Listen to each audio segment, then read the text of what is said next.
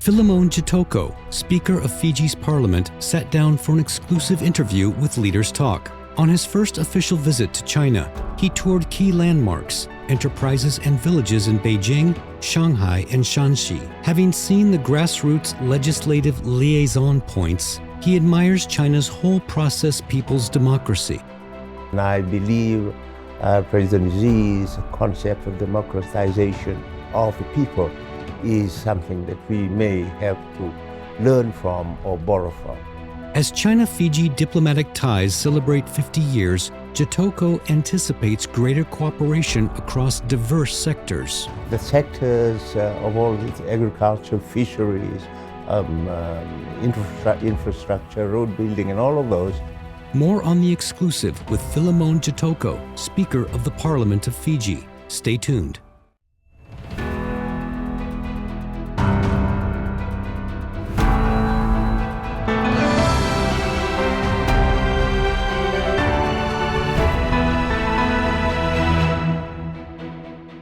Hello and welcome to Leaders Talk, where we meet leaders, thinkers, and trailblazers. I'm So-Yun. Today we are honored to have with us Filimone Jitoko, Fiji Parliament Speaker. This also marks his very first visit to China. Over the course of his 6-day trip, visiting Shanghai, Shaanxi, and Beijing, what insights has he gained? How has he deepened his understanding of Chinese modernization and the whole process people's democracy? And on the occasion of the 50th anniversary of the diplomatic relations between China and Fiji, what are his outlook for the future of this bilateral tie? Let's find all these answers from our conversation with him. Mr. Speaker, thank you so much for joining us today on Leaders Talk. You're currently now in China leading a parliamentary delegation, and apart from Beijing, you also traveled to Shanghai and Shaanxi. How are you enjoying the trip, given this is the first time here, and what are the major takeaways so far? We indeed have been here for 6 days, and our delegation has been to the 3 centers that you were spoken of in Shanghai, Shaanxi, and finally here in the capital. In the process, we've looked at certain areas of developments in the sectors which they occur, and hopefully learn or take something away and reinforce with our belief that our bilateral assistance between the 2 countries will help us in realizing those development needs in those areas which we have identified. During his visit to China, Filimone Jitoko, Speaker of Fiji's parliament, went to Shanghai, Shaanxi, and Beijing to observe China's innovation explorations in democratic rule of law, rural revitalization, and cultural heritage preservation. In Shanghai, he visited a grassroots legislative liaison center to gain an in-depth understanding of the practice of whole process people's democracy. In Shaanxi, he went to a village called Ma Zui to learn about its transformation from a destitute village to a tourist village. He also saw the iconic terracotta warriors and experienced the craft of making biang noodles, Shaanxi's intangible cultural heritage. In Beijing, he went to the Museum of the Communist Party of China to study the party's journey in leading the Chinese people toward national rejuvenation. At the Palace Museum, he got an insight into the profound and rich Chinese culture. So speaking of the development here in the country, this time you also traveled to a local village in Xi'an. And actually last August, when Prime Minister Rabuka had this exclusive interview with us, he said that throughout the trip, he was taking so many notes, and among all the inspiring factors, poverty alleviation really stood out to him. And this time, given this visit to a local village in Xi'an, I want to show you some photo because this might be the photo or how it looks now, very renovated and very well developed. But maybe you have not much idea about this is how it looks decades ago, when it was still in poverty.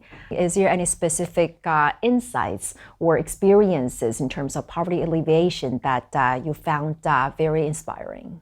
I do believe that our Prime Minister, in his visit, had emphasized the poverty alleviation as one of the foremost primary goals of our country. And in doing that, he's guided also by the developments that has happened in rural China. What is most appealing to me is the ability to move a population out of where they are normally most comfortable in, Right. and move them to new location where they settle in, and at the same time provide their means of livelihood. Exactly. It's not only about relocating them to a new location. Right. They have to have the new ways of, or sustainable ways of livelihood. That's correct. And I think even more so in their case, because they've developed further. The other, it's become an integrated development. You have the products that they produce. You have some units for people who travel to as tourists, eco-tourists, if you like, who come and be able to see and to come and see the village and the type of new living that they have. In our case, because with the coastal areas being eroded and eating into the villages, we have to find places where our villages are to be relocated. But the second part of the equation is finding the alternative means of their survival in the new location. And that's where our visit to the village in Shaanxi was most productive in that way. Right. It's actually more about a comprehensive transformation from all domains, right? Correct. And I heard that before coming to China, one of the cities that you most look forward to is Xi'an, because you love the Chinese history and you read some books about that. So going there and really be there, seeing the terracotta warriors, and even experience a little bit of noodles, the biang biang noodle. I saw you hand put it. So how was it like? Do you enjoy it there? Very much. I'm pretty certain my colleagues and the party, our delegation, thoroughly enjoyed our visit to the terracotta warriors, although I dragged my feet somewhat so I can stay a bit longer. We heard that. And a bit late for our other schedule. We were rushing to.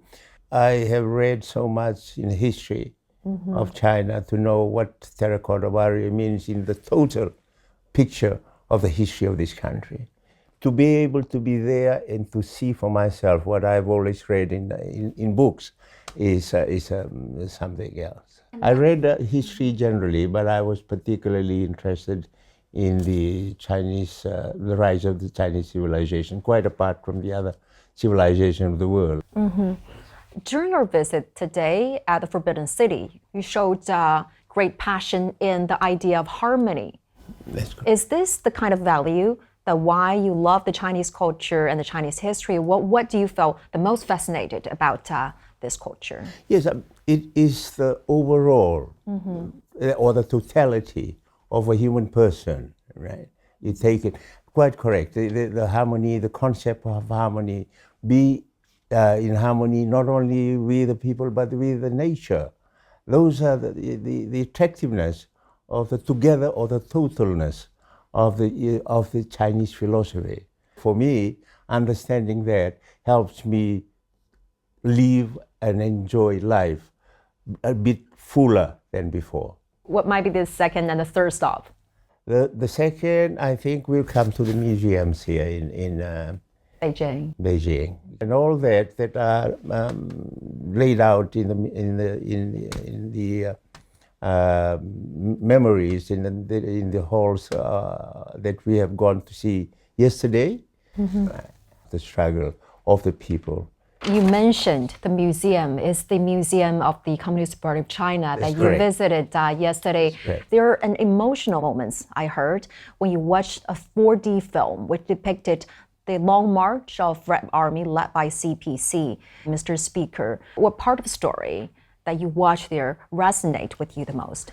It showed the character of the leader and the people and his followers who brave the terrain and the climate to achieve a certain end. And that end they finally realized, and that to me, what makes a character, builds a character, not only of the people that are involved, but of the country that arose from the ashes, that arose from the footprints that they built on those rocky and snowy mountains. Mm-hmm. And that is why I think this country has stood fast and risen and been strong and remains strong because of the nature of their struggle from the early history. At that moment, you were deeply touched by the story and by their experiences, right? That's correct. Looking at the way they were able physically to try and beat the elements, weather, to reach their destination. Not only were they happy, I was happy for them personally, even at this very 50 years or so later, knowing from the 1940s and 20s when they began the party and the creation of the nation from that onwards. This year also marks the 80th anniversary of the beginning of a nationwide war against the Japanese aggression and also the world anti-fascist war. So from both the historical and contemporary perspective, what lessons do you think we could draw from the struggles of those wars? I'm a student of history in my life, and World War II was one of the things that I had read so much about. And I was telling our ambassador how Shanghai, to me, and when the Japanese occupation of Shanghai was very prominent in my mind, in my reading. And I wanted to visit Shanghai also for that purpose, because of the history and the nature of the city itself, from its international character, together with the invasion and the occupation, and also including the massacres that had created a lot of misery amongst the people, the Chinese people.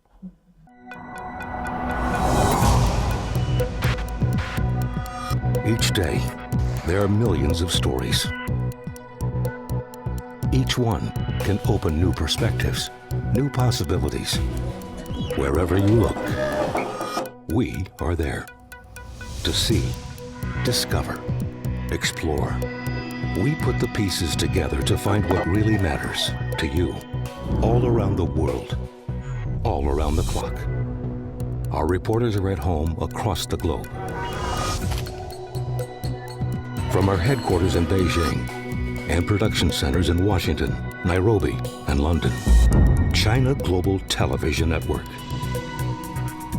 Stories from across the globe, reaching people across the globe. CGTN. See the difference. You might think you are better informed in an information age. The fact is, people are more often misled by misinformation. You might think every voice is heard in a digital world. The fact is, many nations and peoples are still underrepresented. And data poverty shuts out many. We at CGTN are committed to transcending the information gap and the digital divide. CGTN, bridging nations and civilizations. CGTN, see the difference. We are all connected. Across borders, across continents, connected by ideas, a shared humanity. Stay connected.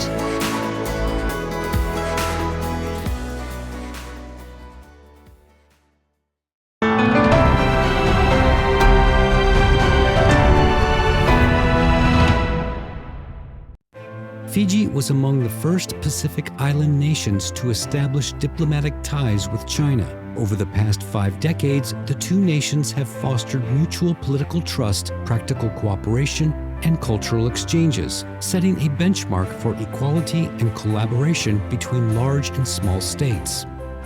And also, as you know, this year marks the 50th anniversary of the diplomatic relations between our two nations. And as the first Pacific Island country to establish this formal relations, diplomatic relations with China, how do you perceive this bilateral tie evolving in the past half century? And looking ahead, how do you envision advancing it to even new heights?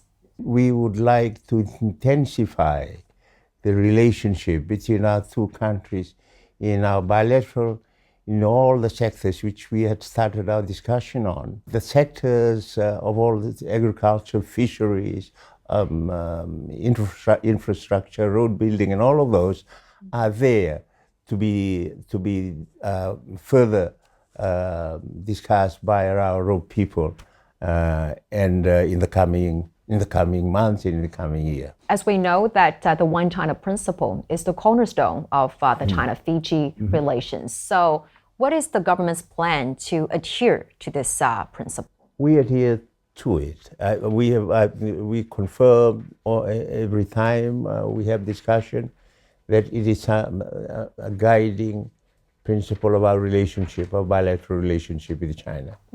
And we have never deviated from it in the past. So that still remains and continues to remain as our guiding foreign policy in our relationship with China. Well, speaking of climate change, as we know that Fiji, as well as many other Pacific Island countries, are at the forefront of this challenge. What is your vision in enhancing cooperation with China on that front in tackling those climate change related challenges?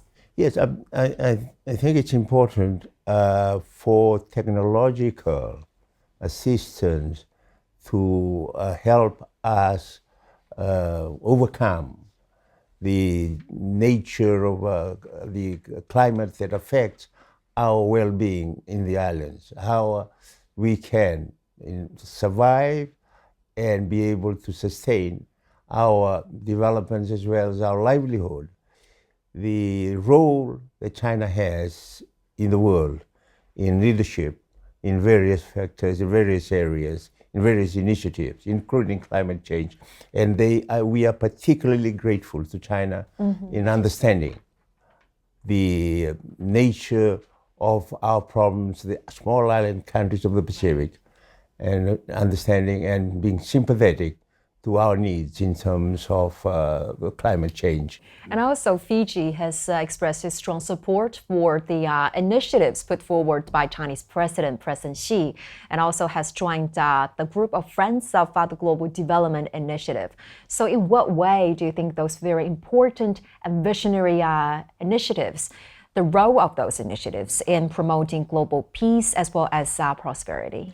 We recognize the initiatives and the leadership role that China plays in all those areas. We look to China as leaders in this area for guidance and also for support for the future, not only of Fiji, but of the planet. And this year also marks the 170th anniversary of the arrival of Chinese in Fiji, underscoring the importance of cultural and people-to-people exchanges. And recently, a Chinese animated movie, 哪吒2, has been released in Fiji. And this is now, we would say, a global phenomenon. We heard it was a massive hit in Fiji, and some local cinemas, they had to add extra screenings due to its overwhelming popularity. Yes. So how do you see this, the importance of cultural exchanges like this in enhancing the mutual understanding between the people? Well, it's important because I think it just brings us closer. We have a big Chinese population in any case in Fiji, as you correctly said. 170 years ago, it was the first family that arrived on our shores. And my village, which is way out in the island somewhere, we had a Chinese trader in our village a long time ago. That's how I got to know the first Chinese, and they grew up, and I had Chinese cousins from the marriage. And so I am very much part of the Chinese heritage as well. And according to so many people who've been to Fiji, they said that the picturesque landscape, together with the Bula spirit, evoke a sense of ease. So could you please share with us a little bit about what this Bula spirit embodies and why Fiji is an ideal place for Chinese travelers? Well, I will be talking on behalf of Fiji's tourist industry and tourist market in this regard. But we in Fiji had been brought up in a close community, in a villages community, very much like the villages in here. And understanding that we live together with nature and with the environment to be. At the very early on in our civilization, we had also sustainable development built into our community, into our people. Since you are now speaking on behalf of the tourism market in Fiji, what would be the top one experiences or characteristics about Fiji that you would recommend to our Chinese viewers? Relaxation, to be at peace with yourself and enjoy a bit of a sun and the sand of the Fiji Islands is, I think, attractive enough, and I can only ask that you come and join us and enjoy the beautiful Fiji for you. Filimone Jitoko, born in October 1949, subsequently became a High Court barrister in 1978. Over a 40-year career, he rose to prominence as a legal authority across the South Pacific. Mr. Speaker, you also visited a local legislative outreach office in Shanghai and spoke highly about how this mechanism helped to convey the voices of the grassroots all the way to the top of legislative authority. So in what way do you think this model could be inspirational or helpful to the legislative system in your country? I am a lawyer by profession, right? And I had practiced as a judge for a long time. And one of the things that always occur when people appear before the court is that they don't know about the law. They don't know. The ignorance of the law is no excuse, right? It brings me to the consultation process of the law, where the grassroots level are involved in making submissions on how the law should operate against and affecting them. If the law proceeds right to its conclusion, when it's enacted into law, they become part of it. They own the law, as it were. So they say, that's our law, because we brought it into They feel relevant and responsible. It's relevant, it's responsible. And that is why it helps the population follow the law, because it's part of what they want to bring in and to govern their communities. I believe strongly in that. And what I was pointing out in our case, where the laws go down to the village level, its decision is made at a certain level. It does not go to consultation process, as it happens in the example which you were referring to in Shanghai. And that is why the process of consultation of the people at grassroots is so important. And I think what the other important element is that in these communities, they are not only Chinese, they are also people who are non-Chinese. And they also make submissions. So it's not only that it's only the laws that have been created are made from the locals, but also their own visitors who become residents and are there. And that, to me, becomes a much more all-embracing law than just what I was thinking for. And I believe President Xi's concept of democratization of the people is something that we may have to learn from or borrow from. So how has your understanding of the whole process, people's democracy, evolved as a result of your trip? It makes it much more clearer to me, understanding the process of democracy in the Chinese sense, right? It's much more towards the all-embracing nature of consultation, which we're talking about, and the involvement of the people up to, even to the grassroots level, and be part of that decision making makes it important in terms of their following the law, owning the law, and being part of the system. You were born and raised in an island called Cabra. And yes, you have emphasized the importance of education throughout your life. And I quote here, you've said, education is the doorway to so many things for us. So what does education mean to you, both personally and also on a higher vision? Well, education is what we are trying to achieve now in the development needs that we are looking at now, is to rise above poverty. In a way, it addresses the very issue that we are trying to address now in respect of those who are left behind. And that is to rise above the poverty and be able to sustain a meaningful living for them and for their families. And I also know that you are an avid sports enthusiast. You joined the Fiji secondary school rugby team in your 20s and have participated in other sports, including cricket, hockey, and athletics. That's a lot, sir. What are the biggest gains for you from doing sports for so many decades now? It's physical fitness and character building. It makes you a strong person? Or? Absolutely. Yes, knowing, accepting that you can't win all the time, accepting that winning, you take it with a bit of the humility. So those are the strong elements in sports that can also build your character. Mr. Speaker, as your first China trip is going to be wrapped up in a few days, what would you describe as the major takeaways from this very special visit? Overall, the trip has been a wonderful experience for me personally because of my history as you understand it, and to be able to see those areas that I always dreamt about, but at the same time also take home to Fiji the goodness and the kindness of the people of China. Thank you so much, Mr. Speaker. It was a great pleasure talking to you, and many thanks for sharing your very insightful views. Greatly appreciated. It's my pleasure. Thank you very much. Thank you.